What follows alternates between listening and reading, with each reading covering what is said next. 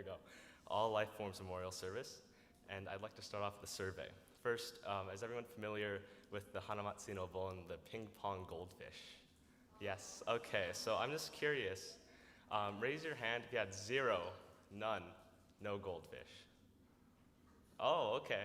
That's more than I thought it would be. Okay, one goldfish.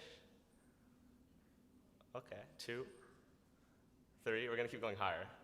4, 5, okay, what about like 10? 10 goldfish. Okay, 20 goldfish. 20? Does anyone have 20? Okay, this is 40 goldfish.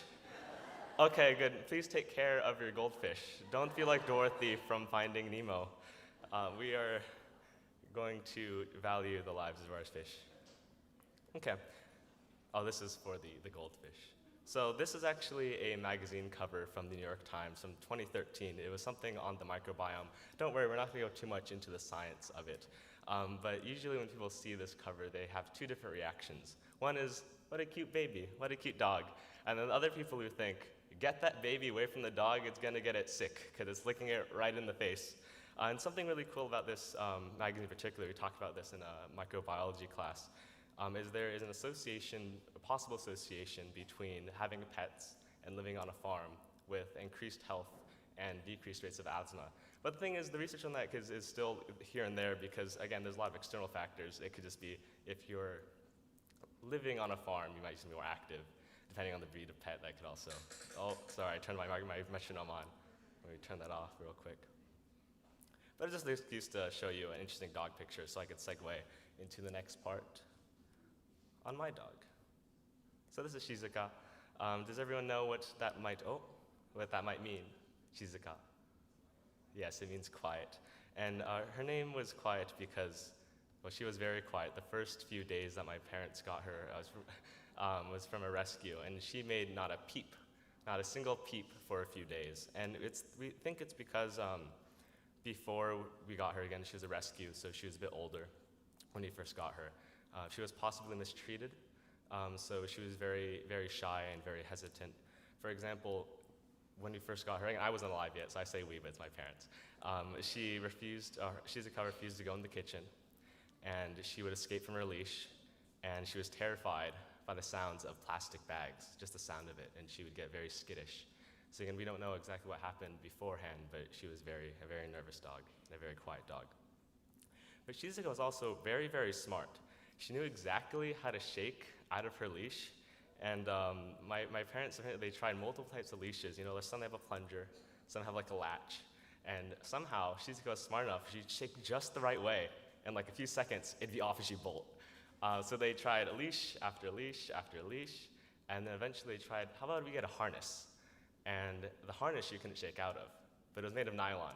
So she'd chew through it in 3 seconds. And then she'd bolt again. And eventually they settled on a metal chain for the leash. And she did try it, but she realized very quickly she can't chew through metal. So there was that. And again, we're sad that maybe Shizuka didn't have the greatest past before, but we did our best to give her the present that she had. And then eventually my parents had me. There's me right there, and Shizuka's in the background. And despite possibly also having a poor past with children, when we talked with I say we, but my parents, when they talked with the rescue representative, that representative mentioned that Shizuka might not be great around children, so that could be a hint about what happened before. But despite all that, she was very gentle with me, very affectionate, again, still very quiet. One time, I think as sort of like a test, when I was a very, very light baby, my parents very carefully placed me on top of Shizuka's back, like just very carefully, and I was super light at the time. They didn't do that once I got heavier. But Shizuka was smart enough where when I'd start to wobble, she would counterbalance it so I would not fall off. So again, she was an incredibly smart dog. And again, I don't know if her intelligence, if it came about through, not the greatest means because of her past, but again, she was still very smart and very affectionate. And there was another time as well. I'm very proud of this dog, even though I barely remember Shizuka. One time, my father's doing taxes. I know it's scary. Taxes. He put his tax papers on the floor, and then she would step around the papers. She wouldn't put a single foot on any of the papers. which is, again, it shows some form of intelligence.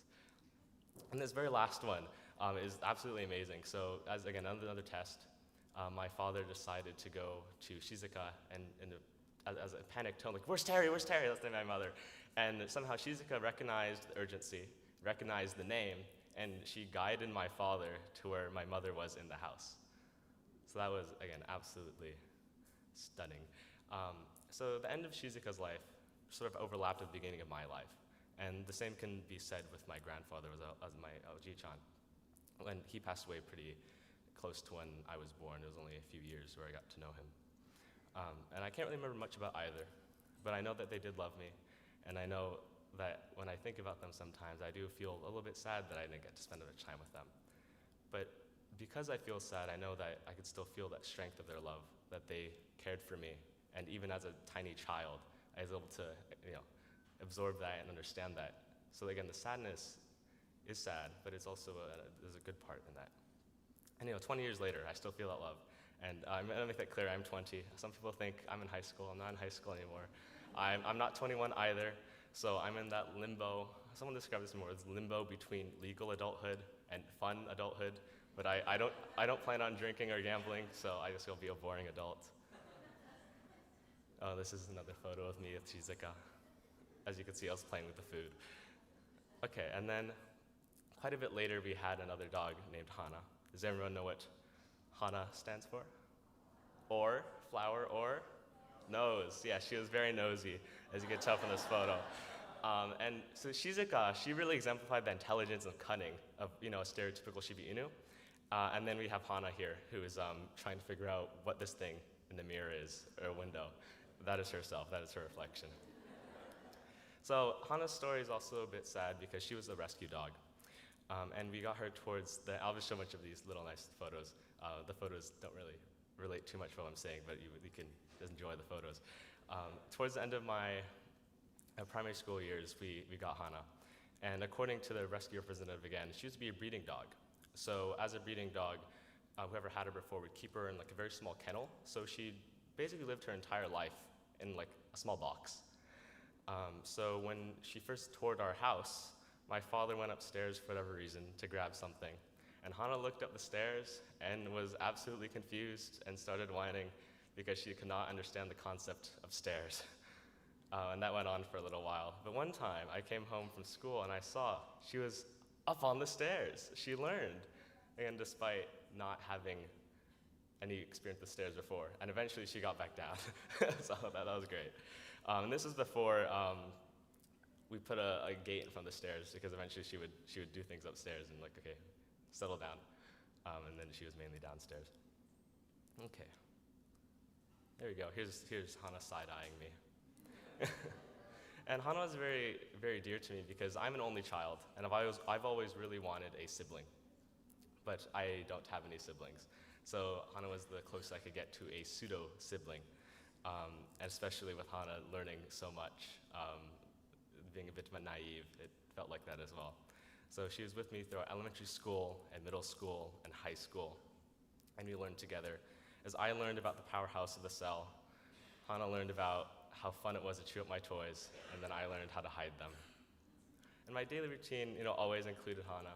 We would go, I'd feed her, I'd water her, we'd, walk together, and we'd sprawl out on the carpet together, and that was one big motivator for me to do my homework, as I get to have this nice fluffy beast next to me. And our family's annual plans always included Hana. So this is a photo from our annual Christmas party with my grandparents. And there she is being nosy again. We also went to Sacramento, and she's nicely in the car, and got blinded by the sun. Okay, so again, this next part is going to be a little bit heavier, so I'm going to put in more, hopefully lighthearted photos, but the content, what I'm saying, might be a little sadder. So towards her later years, Hana had some problems with incontinence. That is a fancy word for basically she couldn't hold in her waist. So at first, she was strong, so she would have incontinence, and we would do our best to help her recover, and she would recover. So then she wouldn't have to be on medicine anymore, she didn't have to use doggy diapers, things like that. Eventually, during my senior year of high school, it happened again. but she didn't get better. She got worse, right? So she couldn't really walk anymore. It had to be replaced by, again, diapers and pee pads. Her dry food, she couldn't have that anymore. It had to be mushy food. The water bowl had to be replaced by us bringing water to her mouth. And it was becoming increasingly obvious that her health was declining.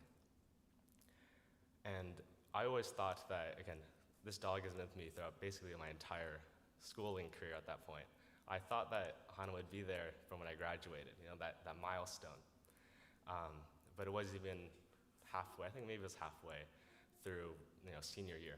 I was pretty distraught. I was like, you've recovered every other time. It's try again and again. But I think she's around 15 years old at this point, so that's a long time for a dog. But it was hard for me to accept. So one of the days, that final day, I saw she was whining a ton because she was in pain.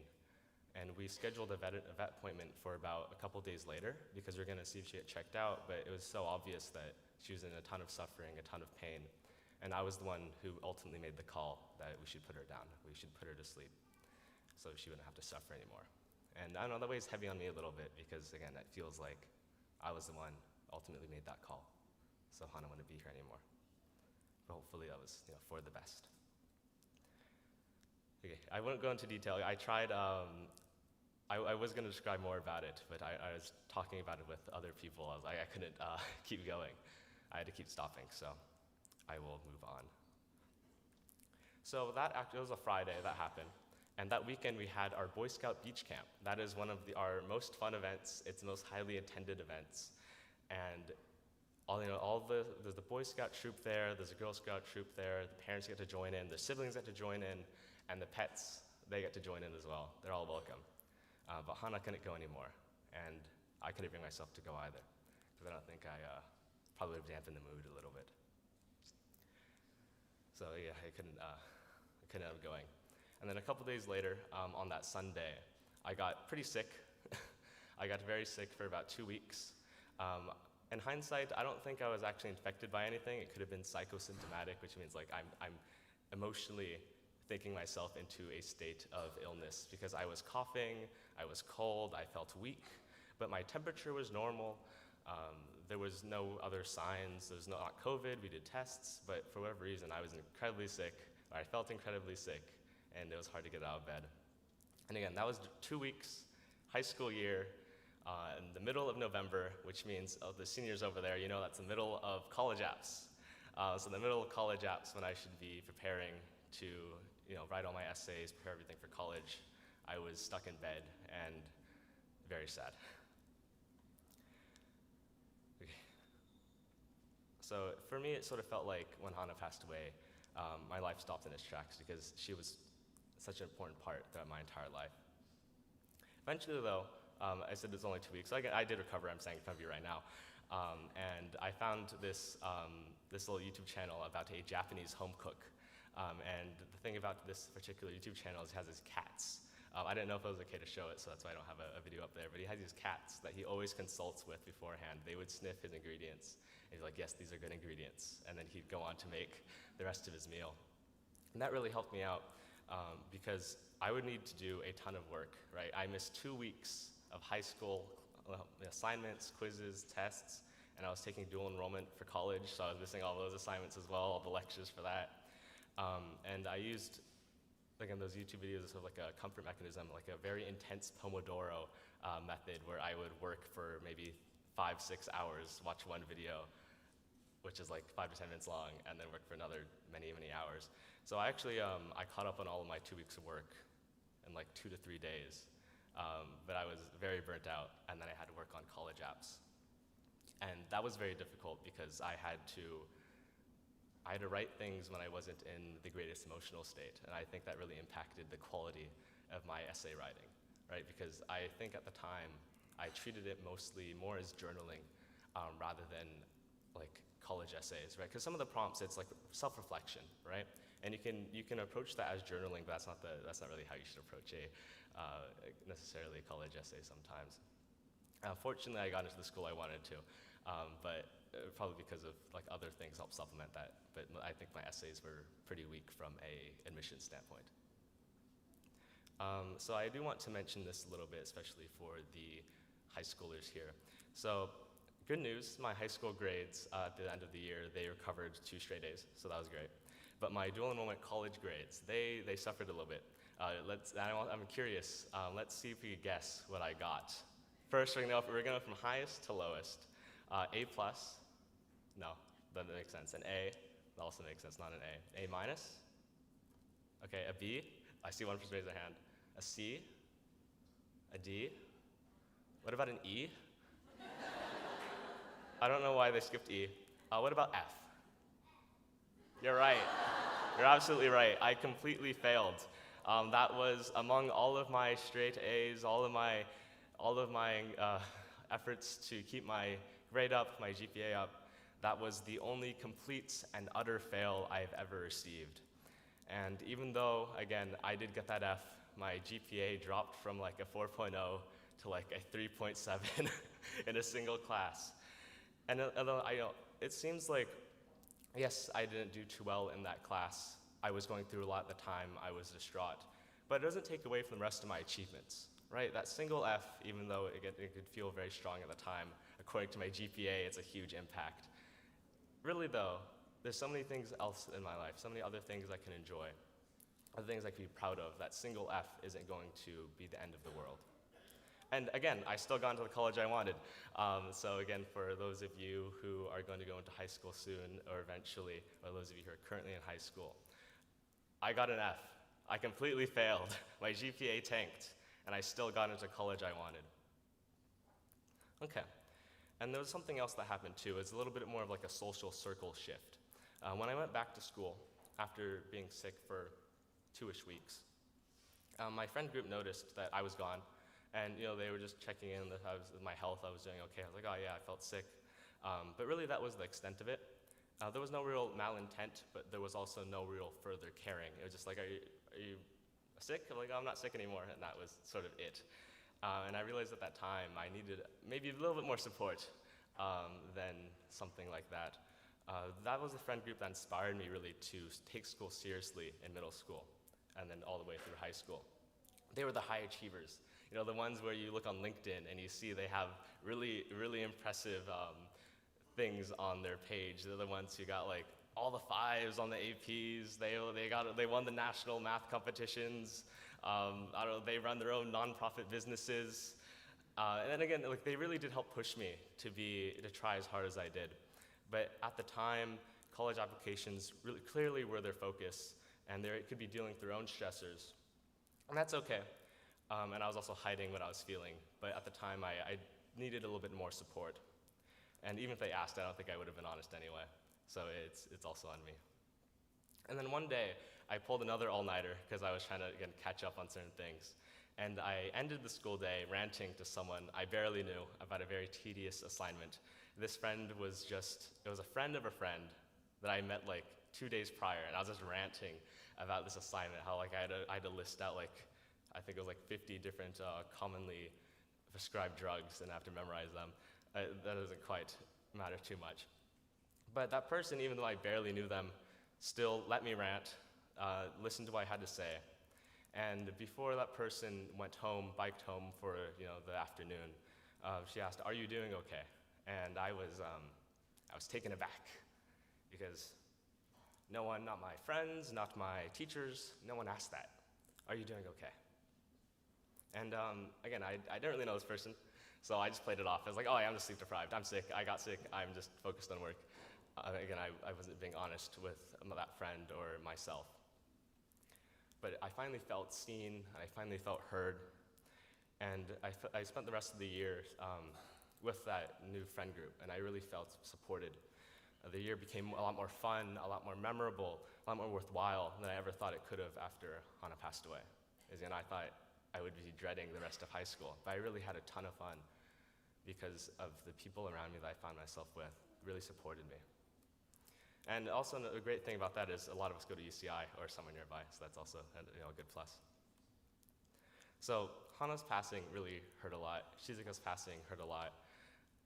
And it still hurts right now. I had to take a few moments because I was like getting a little, lump in my throat. And I had to omit some details so I could actually get through this talk. But it really just proves how valuable those memories are. Would I prefer to never spent time with Hana or Shizuka, to never needed to feel that hurt in the first place? And that's a rhetorical question. The answer is an obvious no. It hurts a lot, but I'd still do it every single time. And again, just like that one F, it doesn't undermine all the achievements, that the passing of a loved one doesn't undermine all the different happy memories you have, all the connections you made.